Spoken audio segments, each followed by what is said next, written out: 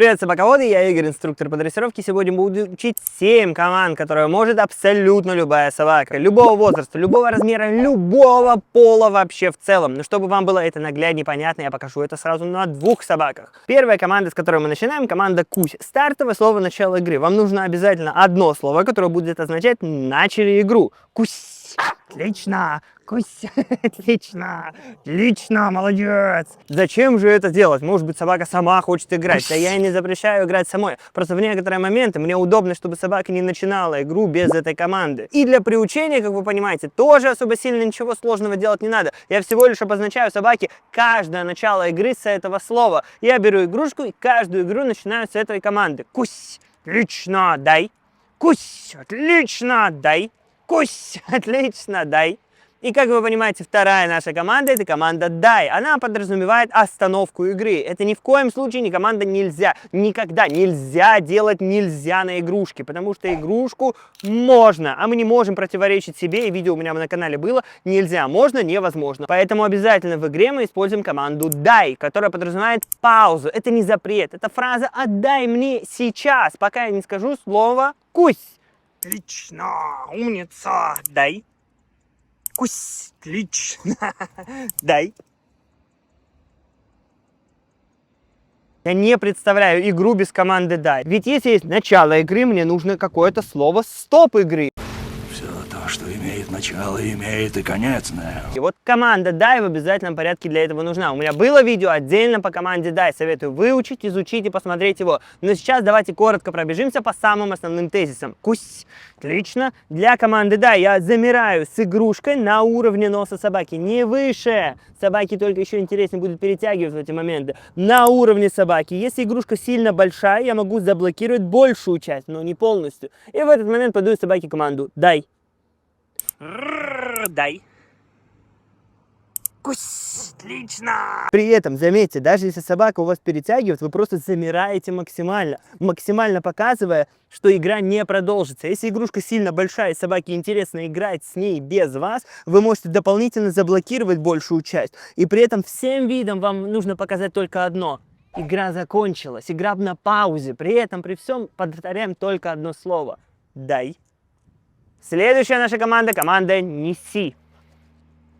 Неси. Отлично! Для начала приучения команды «Неси» не надо пулять игрушку. Я об этом рассказывал в отдельном видео про команду «Неси», но сейчас коротко, опять же, с удовольствием повторю. Вы отпускаете игрушку, а потом хватаете. И не надо никуда кидать игрушку изначально, потому что иначе вы просто бездушная катапульта, которая постоянно кидает игрушку. А задача в игре объяснить то, что игра идет именно с вами, а игрушка — это всего лишь инструмент для этого. Кусь. Отпускаем, хватаем, отпускаем, хватаем, отпускаем, хватаем. И мы, наоборот, в игре разыгрываем собаку, показывая: со мной весело, без меня беспонтово, со мной весело, без меня беспонтово. И отсюда мы делаем команду «Неси». Кусь. Отпускаю, неси. Молодец. Отпускаю, неси. Отлично. И вот это уже и есть полноценное выполнение команды «Неси». То есть я еще никуда игрушку не кидаю, но собаке уже нужно принести ее мне, когда я отошел дальше. Дай. И только потом мы начинаем кидать. Неси. Неси. Ни в коем случае не подбадриваю. Неси. Оливер, неси. Отлично, умница, хорошо. А вот когда приносит, вот тогда эмоционально взрываюсь в эти моменты. То есть самая большая ошибка, которую все допускают в команде «Неси», я начинаю подбадривать, танцевать с бубном в те моменты, когда всего лишь достаточно более требовательно подать команду. Следующая наша команда будет «Замри». Кусь. Для вашей собаки не должно быть такое долгое выполнение «Дай» команды «Замри». Вы всего лишь должны делать коротенькие паузы. Вы сначала можете даже руку никуда не убирать, просто прикасаться «Замри» и здесь же начинать «Кусь», и здесь же начинать игру «Дай». Этого достаточно с головы для начала приучения команды «Замри». Про «Замри», как и про любую другую команду, была отдельная обучалка, где подробно рассказано. И я советую начать учить на лакомстве, потому что на игрушке все-таки чуточку сложнее. Игра больше перевозбуждает, больше подбадривает, поэтому проще начать обучение именно на лакомстве. Но если собака ваша очень замотивирована в игре, вы можете учить сразу на игрушке «Замри». Не даю кусать, если пытается укусить, забираю обратно и замираю. «Замри». Кладем, прикасаемся, «Кусь». То есть никакой укладки изначально нету. «Дай». «Замри». И только потом чуть-чуть приотпустили, «Кусь». Маленькая микропауза, и я уже хвалю собаку. Там вопрос не в отпускании, вопрос в том, чтобы собака почувствовала вес. А для этого мне руку даже никуда убирать не надо. Мне нужно, чтобы собака просто почувствовала вес игрушки на своем носу, и только за это мы ее похвалим. Главное, ни в коем случае не хвалите, если собака сама начала кусать, и вы такие, ай, да и ладно, нормально. Нет, не нормально. Всегда должна быть четкая пауза и фиксация при команде «замри». Замри. Кусь! То есть элементарный на самом деле трюк, который делает любая собака. Главное начинать потихонечку, потихонечку усложняем. Не надо требовать сразу много. Следующая наша команда «Лови». Все, что нужно, просто подбрасывать собаке игрушку, и в эти моменты как раз-таки собаке нужно ее поймать. Точно так же команду «Лови» мы можем учить сразу не на игрушке, а на лакомстве. Все-таки проще, когда собака гиперсфокусирована на объекте и пытается его поймать. Мы аккуратно чуть-чуть подкидываем. Видео по обучалке команде «Лови» точно так же было, как и все предыдущие видео. И если вы эти видео не смотрели, почему вы еще не подписаны на канал? Как вы собаку научите, если еще на канал не подписаны? Бегом подписываться, там внизу кнопочка такая красивенькая. Подписывайтесь и продолжаем обучение. Следующая наша команда будет, конечно же, команда «Держи». Держи. Держи. Дай. Мы учить можем этот элемент и на игрушке, и на неигровом предмете. То есть, допустим, там книжечка, тетрадочка или еще что-нибудь такое мягкое, что не будет скрежетать на зубах, как, допустим, стекло или железо. Держи. Держи. Сейчас ему твердо, сильно, толсто. Давайте вот здесь вот. Держи. Держи. Да, молодец, умница! То есть это приблизительно что-то между командой «дай» и между обычной игрой. То есть я говорю, тебе нужно укусить, но еще не играть. Поэтому я говорю, что часто мы учим этот элемент не на игрушке, собака сильно разыгрывается, хотя и можно попытаться на игрушке, а на неигровых предметах. Вы берете неигровой предмет, в котором собаке будет менее интересно именно играть, то есть ассоциации с игрой меньше, и на нем учите команду «держи» через поощрение лакомством.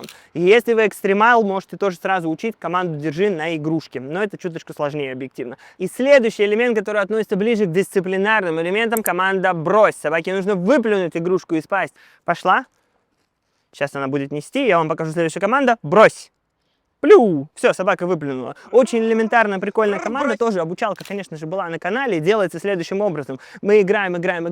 Я подаю собаке команду «брось». Если надо, я ее придерживаю аккуратно за ошейник или шлейку и подстраховываю, чтобы собака не начала играться и беситься. И прям выталкиваю эту штуку из пасти. Не грубо, не жестко, но бескомпромиссно и уверенно. Мы этот элемент можем использовать как на неигровые предметы, даже как на гадость, но ни в коем случае не вместо запрещающей команды. Видео про запреты было, там подробно все рассказывал. Оливер, беги, кусай, брось. Вуаля, команда «брось». И почему у Оливера так идеально получается выполнить команду «брось»? Да все просто, он знает безвыходность этой ситуации. Если говорю «брось», я обязательно вытолкну это из пасти, если он сам не выкидывает. И он это знает, поэтому он что делает? Правильно, опережая события, сразу выплевывает первый.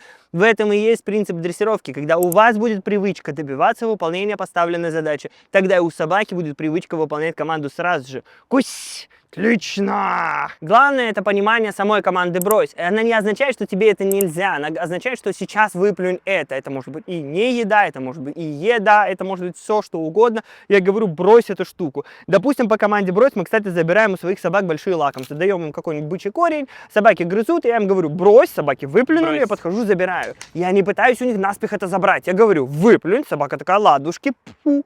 И я подхожу, забираю. Поэтому эту же команду «брось» мы также комбинируем и применяем в игре. Ну и бонусная команда, которая умеет синергия, это команда «рррр».